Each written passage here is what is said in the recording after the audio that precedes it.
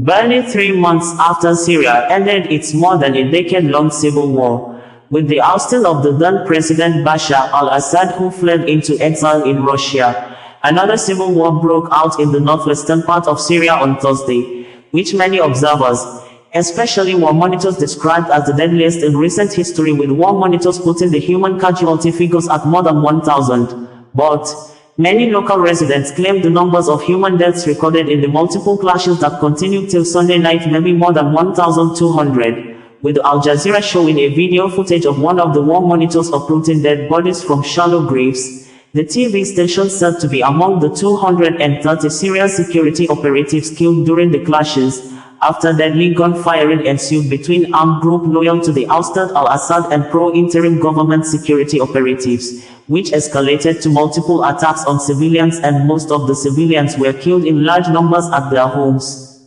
The UK-based Syrian Observatory for Human Rights, SOHR, which monitors fighting in Syria, said about 745 civilians were killed in 30 massacres, targeting Alawites on the west coast on Friday and Saturday, adding that the number of fighters killed in the past 4 days brings the total death toll to more than 1,000 people, which the Syrian Observatory Group said included about 125 fighters linked to the new Islamist-led government and 148 pro-Assad fighters.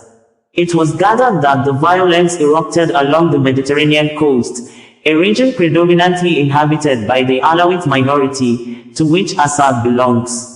Local observers said that the death toll is the highest since 2011, when Syria has been engulfed in civil war.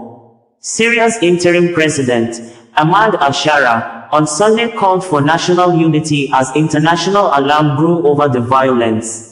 What is happening in the country are expected challenges. We must preserve national unity and civil peace in the country, Shara said at a mosque in Damascus he said he used to pray at 2 decades ago.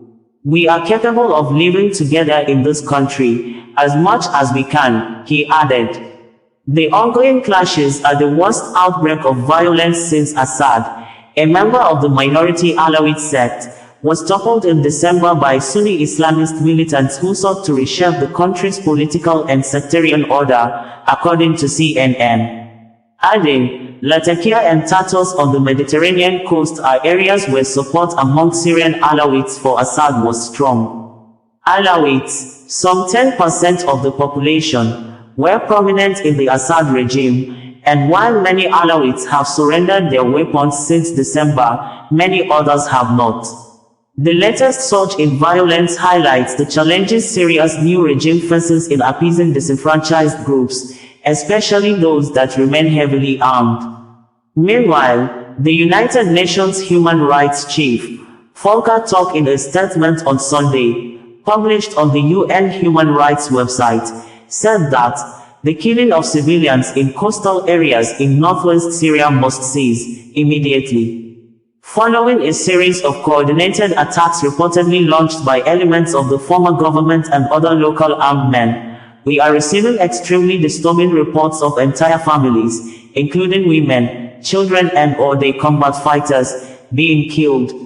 There are reports of summary executions on a sectarian basis by unidentified perpetrators, by members of the caretaker authority's security forces, as well as by elements associated with the former government. The caretaker authorities' announcements of their intention to respect the law must be followed by swift actions to protect Syrians, including by taking all necessary measures to prevent any violations and abuses and achieve accountability when these occur. There must be prompt, transparent and impartial investigations into all the killings and other violations, and those responsible must be held to account, in line with international law norms and standards. Groups terrorizing civilians must also be held accountable. These events, as well as the continuous spike in hate speech both online and offline, illustrate once again the urgent need for a comprehensive transitional justice process that is nationally owned, inclusive, and centered on truth, justice and accountability, the UN Human Rights Chief stated. The U.S. Secretary of State, Marco Rubio in a statement also on Sunday said that the United States condemns the radical Islamist terrorists, including foreign jihadis, that murdered people in western Syria in recent days. The United States stands with Syria's religious and ethnic minorities, including its Christian, Druze, Alawite, and Kurdish communities, and offers its condolences to the victims and their families. Syria's interim authorities must hold the perpetrators of these massacres against Syria's minority communities accountable, said Marco Rubio.